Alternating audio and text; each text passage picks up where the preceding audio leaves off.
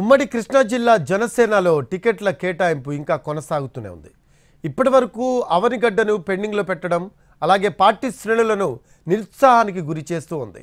Machilipatnam MP అభ్యర్థిగా బాలశౌరిని ఖరారు చేసిన పవన్ అవనిగడ్డను మాత్రం ఖరారు చేయకుండా పెండింగ్లోనే ఉంచారు.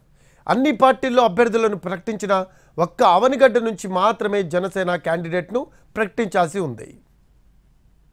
అన్ని తేలాయి, మిగిలింది ఒక్క అవనిగడ్డ మాత్రమే.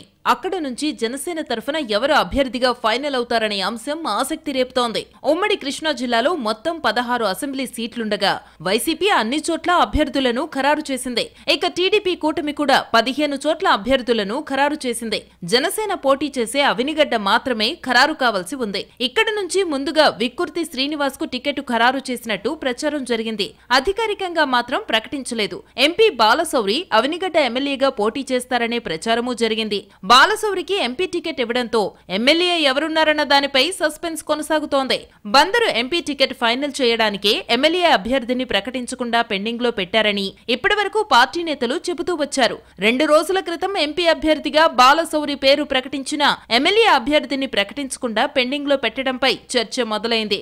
జనసేనలో పోటీ చేసే ఆశావహులు ఎక్కువగా ఉన్నారని పార్టీ వర్గాలు చెబుతున్నా అసలు కారణం వేరే ఉందనే చర్చ జరుగుతోంది. పోటీ చేసే అభ్యర్థుల ఆర్థిక పరిస్థితి ఎలా ఉంది, ఎంతవరకు ఆర్థికంగా బలవంతుడు అనే అంశాలపైనే చర్చ జరుగుతోందని సమాచారం. ఈ లెక్కల వల్లే అభ్యర్థిని ఫైనల్ చేయడంలో జాప్యం జరుగుతోందని సమాచారం.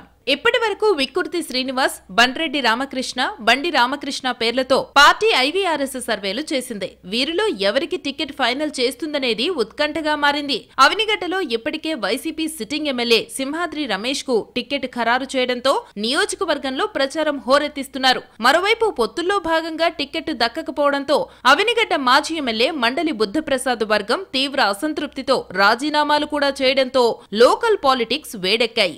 అభ్యర్థిని ప్రకటించినప్పటికీ అవనిగడ్డ నియోజకవర్గంలో అసమ్మతిని కూడా చల్లార్చి టీడీపీ నేతలను కూడా కలుపుకు వెళ్లడం కీలకం.